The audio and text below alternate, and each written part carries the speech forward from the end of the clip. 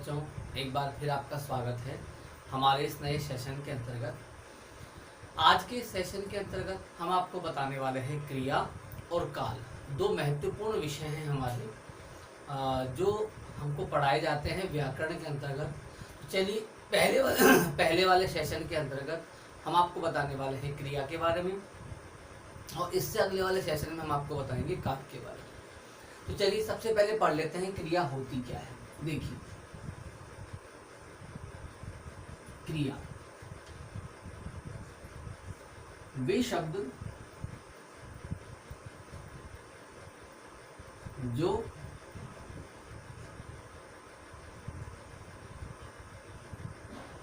किसी कार्य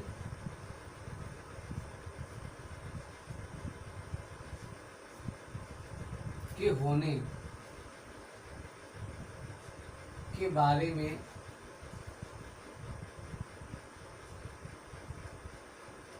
बताए। देखो, वे शब्द जो किसी कार्य के होने के बारे में बताए, वे सारे शब्द क्रिया हैं। अब जैसे कार्य हो रहा है पढ़ने का, अभी मैं आपको पढ़ा रहा हूँ, तो मैंने बोला आप पढ़ रहे हैं, मैं पढ़ा रहा हूँ, आप पढ़ रहे हैं, तो कार्य कौन सा हो रहा है? पढ़ने का। तो पढ़ना शब्द क्या हुआ? क्रिया हुई। जैसे अभी लाइट चल रही है, लाइट जल रही है, तो लाइट का जलना क्रिया, कौन सी क्रिया हो रही है? कौन सा काम हो रहा है? जलने का। पंखा चल रहा है, चलने का काम पंखा कर रहा है। तो जो भी काम हो रहा है उसको बताने वाले सभी शब्द क्या कहलाएंगे? क्रिया कहलाते हैं। जैसे चलना, दौड़ना, पढ़ना,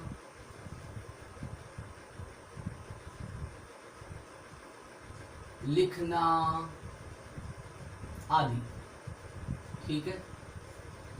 अब आपने एक बात नोट की होगी, यहाँ पर हर क्रिया के पीछे ना ना ना ना लगा होता है। तो जो सामान्य क्रिया है, सभी क्रियाओं के अंतर्गत ना लगा होता है। इनमें परिवर्तन भी आता है। चलना से चलता भी बनेगा, चल रहा है भी बनेगा, चले भी बनेगा। पर इनमें जो परिवर्तन होगा वो परिवर्तन किसके अनुसार होगा? लिंग, वचन और काल के अनुसार, है ना। तो वो आपको बताएंगे कैसे होता है, वो आगे के भाग में है। पर आप समझ लीजिए कि जो सामान्य क्रिया होती है, वो सामान्य क्रिया के अंतर्गत अंत में ना लगा होता है। ठीक है। परिवर्तन होगा, वो कैसे होगा आगे की क्लास में बताएंगे। अब मूल बात यह है, ना से पहले चल है, ना से पहले दौड़ है, ना से पहले पढ़ है, ना से पहले लिख है। दिख रहा है आपको? तो ये चल, दौड़, पढ़ और लिख है, इसको बोलते हैं धातु। क्या बोलते हैं? धातु।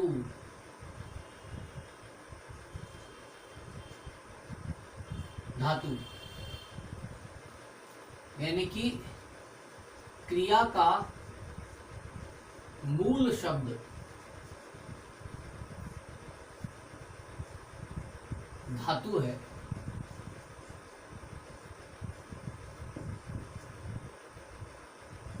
धातु, क्रिया का मूल शब्द क्या है? धातु कहलाता है। देखिए, यहां पर चल मूल शब्द है, दौड़ मूल शब्द है, पढ़ मूल शब्द है, लिख मूल शब्द है। अब धातु के भी प्रकार हैं। पहला प्रकार जो धातु का आपका आता है वो है सामान्य, और सामान्य को मूल भी कहा जाता है। अब मूल धातु रूप क्या होता है? अन्य शब्दों की तरह भाषा में कुछ क्रियाएं रूढ़ होती हैं। रूढ़ का मतलब समझो, जो लंबे समय से चली आ रही हैं, लंबे समय से, या पुरानी, पुराने समय से, जिनको बोलते बोलते बोलते बोलते बहुत समय हो गया। जैसे कि इसके अंतर्गत हम बना देते हैं सोना, खाना, पीना, सामान्य शब्द है, और रूढ़ है, पुराने शब्द हैं। पढ़ना, लिखना, तो ये हो गया हमारा सामान्य मूल। दूसरा आपका जो धातु रूप आता है वो है व्युत्पन्न। व्युत्पन्न व्युत्पन्न धातु बनती है जो ये मूल धातु है ना, मूल धातु प्लस प्रत्यय मिलकर के बनती है व्युत्पन्न। अब मूल धातु हमने ले ली, इसके अंदर एक शब्द ले लेते हैं। आपका इसमें शब्द है पीना, ये रहा पीना, इसमें लगा दिया प्रत्यय आना, आना प्रत्यय लगाया, क्या बन गया? पिलाना। आया समझ में? ओके। अब आपका शब्द है करना, है ना, इसमें हमने प्रत्यय लगा दिया आना, दोबारा क्या बन गया? करवाना। कहने का मतलब है जब मूल धातु में, मूल धातु रूप में, मूल क्रिया के अंतर्गत जब हम प्रत्यय लगा देते हैं तो व्युत्पन्न धातु बन जाता है। जब हम बात कर लेते हैं नंबर 3 की। नंबर 3 है नाम धातु।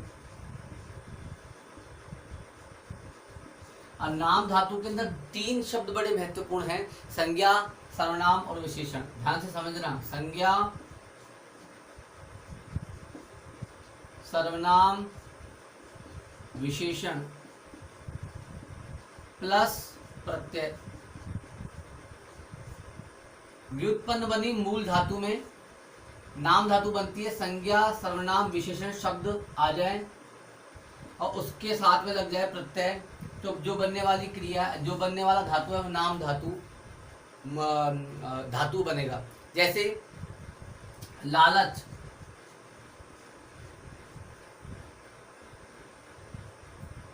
संज्ञा है भाववाचक, आना प्रत्यय लगा दिया, क्या बना? ललचाना। आया समझ में? आगे देखिए, एक शब्द और ले लेता हूं, शर्म, भाववाचक संज्ञा है, आना, क्या बना? शर्माना। समझ में आ गया? संज्ञा, सर्वनाम या विशेषण शब्दों में बनकर के प्रत्यय लग जाता है, नाम धातु बन जाती है। नंबर 4 जो आपका धातु है वह है मिश्र धातु। संज्ञा, विशेषण और क्रिया विशेषण शब्दों के बाद करना, होना और देना। ध्यान से समझो, इसके अंतर्गत जो आ रहा है मिश्र धातु। इसमें हमने लिए संज्ञा, विशेषण और क्रिया विशेषण, ये 3 शब्द, और इनके बाद में लग जाए इनमें से कोई सा भी। कौन कौन से शब्द हैं? करना, होना, देना। करना या होना या देना, इनमें से कोई सा भी एक शब्द लग जाए और उससे जो शब्द बने वो क्या बन जाएगा? मिश्र धातु। जैसे कि हमने एक संज्ञा शब्द ले लिया यहाँ पर, काम,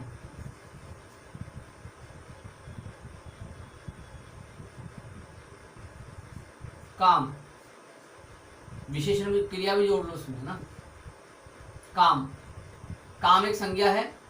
अब इसमें जोड़ दिया हमने काम करना, शब्द जोड़ दिया तो बन गया काम करना। तो ये अपनी क्या बन गई? मिश्र धातु बन गई। तो ये तो हो गए हमारे धातु। अब महत्वपूर्ण विषय पर चलते हैं, जो सबसे महत्वपूर्ण है, क्रिया के प्रकार। ठीक है, जब हम क्रिया के प्रकार की बात करते हैं तो क्रिया के प्रकार को 2 भागों में बांटा गया है। पहला वाला जो भाग है क्रिया का, क्रिया को 2 भागों में बांटा गया है। पहला जो भाग है, उस पहला भाग है कर्म के आधार पर,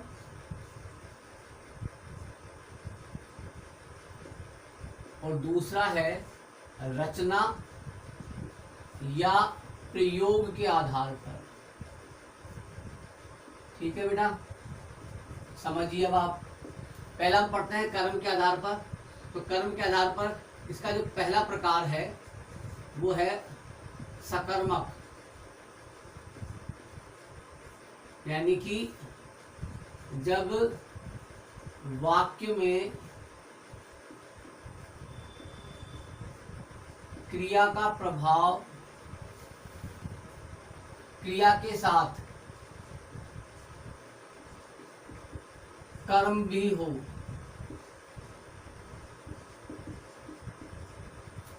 जब वाक्य में क्रिया हो, क्रिया के साथ में क्या आ जाए, कर्म आ जाए, तो वहां पर सकर्मक क्रिया होती है।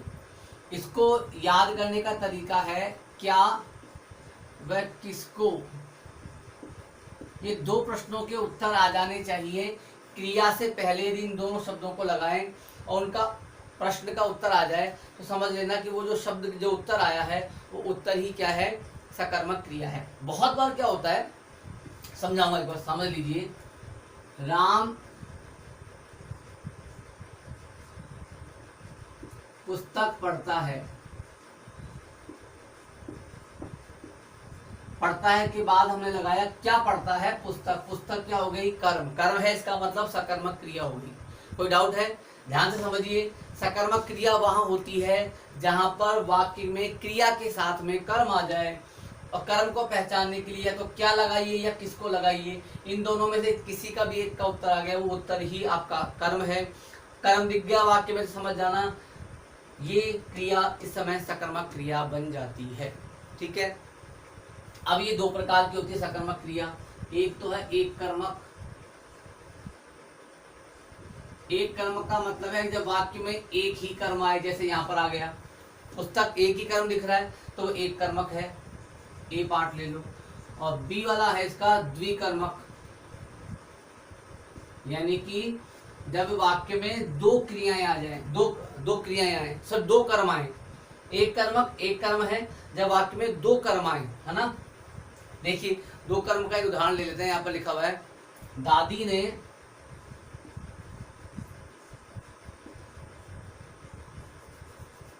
नहीं, ये वाला लिखते हैं, ये सही है। रीना ने नानी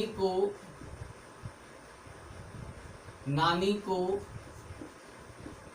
पत्र लिखा,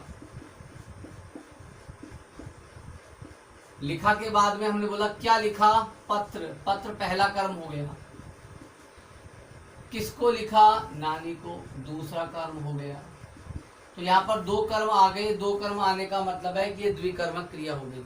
तो सकर्मक क्रिया के दो भाग, एक कर्मक और सकर्मक, दोनों मैंने आपको यहाँ बता दिए। आगे बढ़ते हैं। अब कर्म के आधार पर जो दूसरा भाग है, ठीक है, कर्म के आधार पर पहले तो सकर्मक हो गया, दूसरा इसका जो भाग है वो है आपका अकर्मक। और अकर्मक का मतलब है जब वाक्य में कर्म न हो, कर्म वहां पर नहीं हो, यानी क्रिया का प्रभाव सीधा कर्ता पर पड़े। समझाऊंगा। राम हंस रहा है, हंसना क्रिया है। क्या हंस रहा है उसका उत्तर नहीं, वो कौन हंस रहा है का उत्तर है राम। तो क्या हंस रहा है का उत्तर नहीं है, किसको हंस रहा है का उत्तर नहीं है। राम एक शब्द है और क्रिया ये है, ये करता है, तो क्रिया का सीधा प्रभाव किस पर पड़ रहा है, कर्ता पर पड़ रहा है, यानी कि वहां कर्म नहीं है, कर्म नहीं है, तो ये वाक्य क्या हो जाएगा, अकर्मक, अकर्मक क्रिया हो जाएगी। यानी कि जहां पर क्या और किसको का उत्तर नहीं आया वो अकर्मक, उत्तर आ गया तो सकर्मक हो गई। ओके, अब आगे बढ़ते हैं। इसके अलावा ये तो हो गया हमारा कर्म के आधार पर वाक्य के क्रिया के प्रकार। अब हम दूसरे महत्वपूर्ण पड़ाव पर चलते हैं और रचना के आधार पर वाक्य के प्रकारों का अध्ययन करते हैं। देखिए, रचना के आधार पर जो वाक्य के प्रकार हैं, सॉरी क्रिया के जो प्रकार हैं, उसको मैं लिख रहा हूं अभी। रचना के आधार पर जो क्रिया के प्रकार हैं उसको आपको यहाँ पर बांटा गया है 5 प्रकार से। मैंने 5 डंडे लगा दिए हैं, एक एक करके उनका सबका वर्णन कर रहा हूं। सबसे पहला है सामान्य क्रिया, लिख लीजिए सामान्य क्रिया, लिख लो। पहली क्रिया आपकी रचना व प्रयोग के आधार पर जो आएगी वो आएगी सामान्य क्रिया। फिर आपकी आएगी संयुक्त क्रिया, लिख लो। फिर आपकी आएगी नाम धातु क्रिया। अब नाम धातु धातु भी है और नाम धातु क्रिया भी है। फिर इसके अंतर्गत आ जाएगी पूर्वकालिक क्रिया, ये भी लिख लो। अब फिर आपके अंत में आएगी हेतु, हेतु मद क्रिया। तो इस प्रकार से आपका ये प्रेरणार्थ क्रिया, प्रेरणार्थ हेतु हेतु मत तो काल में चला जाएगा। प्रेरणार्थ क्रिया, तो सबसे पहले हम पढ़ लेते हैं सामान्य क्रिया के बारे में। चलिए सामान्य क्रिया लेते हैं। यानी कि जब वाक्य में क्रिया सामान्य तरीके से आए, सामान्य मतलब जनरल तक, बिल्कुल नॉर्मल तरीके से, सामान्य तरीके से प्रयुक्त हो, वहां सामान्य क्रिया होती है। सामान्य क्रिया होती है। देखिए कैसे, सामान्य का मतलब है बिल्कुल नॉर्मल तरीके से क्रिया का प्रयोग हो रहा हो। जैसे कि उसने दूध लिया,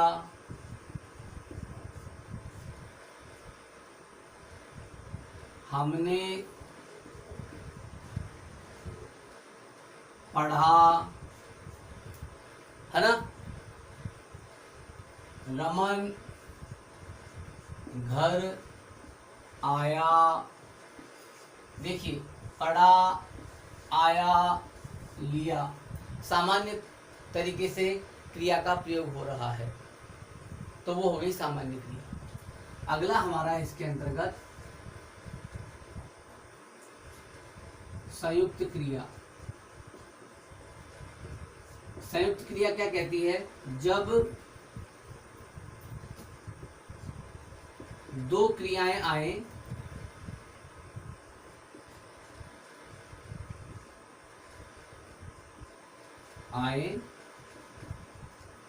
जिनमें से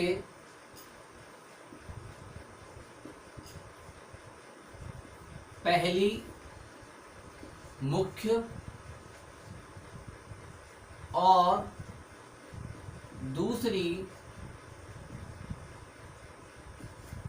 सहायक क्रिया हो।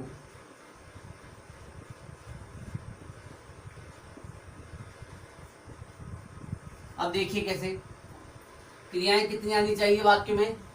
2। पहली क्रिया कौन सी होनी चाहिए? मुख्य। दूसरी क्रिया हेल्पिंग वर्ब, सहायक होनी चाहिए। जैसे राम ने पानी पी लिया। पीना मुख्य क्रिया, लिया सहायक क्रिया। वह पुस्तक पढ़ता है। पढ़ना पहली मुख्य क्रिया है, सहायक क्रिया। 2 क्रियाओं का जोटा बन रहा है, पहली मुख्य दूसरी सहायक है, संयुक्त क्रिया होगी। आगे बढ़ते हैं, नाम धातु।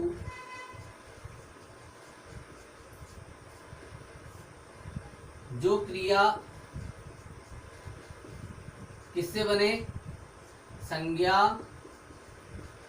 सर्वनाम या विशेषण शब्दों से बने।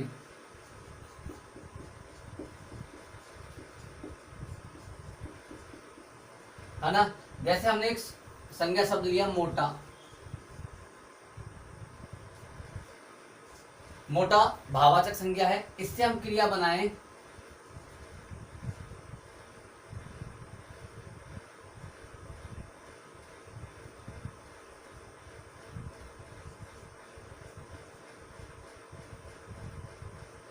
मोटाना, मोटा हो जाना। एक को ले लेते हैं, या मुटियाना भी बोलते हैं इसको ना, मुटियाना। हमने एक शब्द लिया बात, संज्ञा है बतियाना, लालच, ललचाना। आ रहा है समझ में? तो संज्ञा, सर्वनाम और विशेषण शब्दों से जब कोई क्रिया बनती है तो नाम धातु क्रिया बन जाती है। ये समझ में आ गया? आगे बढ़िए। दो क्रियाएं और बची हैं, उनको भी पढ़ा देते हैं।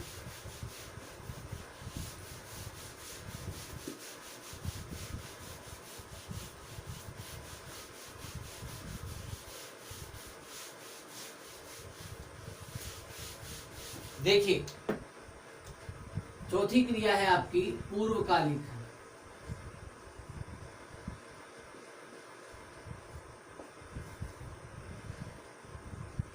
पहली क्रिया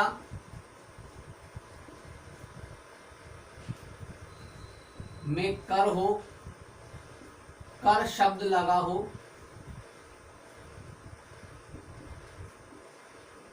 और बाद में एक और क्रिया आए।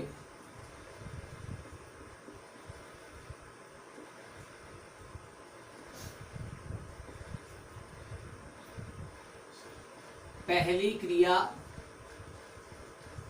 पूर्वकालिक होगी। बहुत साधारण तरीके से बताया है, समझिए। पहली क्रिया में क्या लगा होना चाहिए? कर, और फिर बाद में एक और क्रिया आ जानी चाहिए। तो पहली क्रिया जिसमें कर लगा हुआ है वही पूर्वकालिक क्रिया है। देखिए कैसे, राम पढ़कर सो गया। पहले पढ़कर, पढ़ना क्रिया है, सोना भी क्रिया है, पढ़ में कर लग गया, यही पूर्वकालिक क्रिया है। समझ में आ गया? अगला बढ़ते हैं, नंबर 5, प्रेरणार्थक।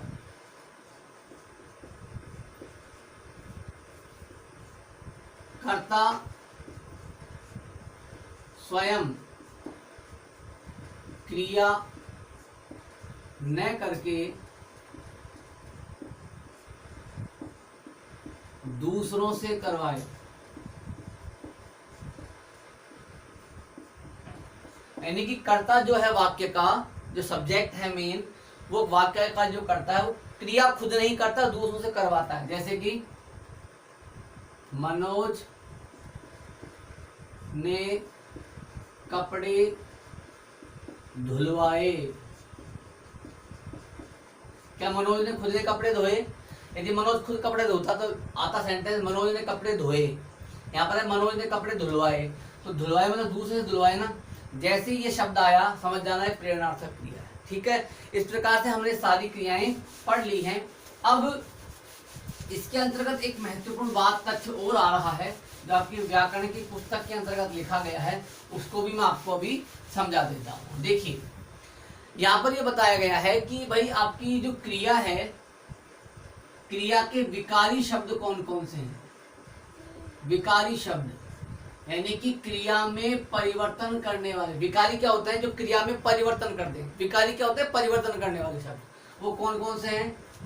सबको पता है, मैंने बताया उधर पहली क्लास में। लिंग, वचन और कारक।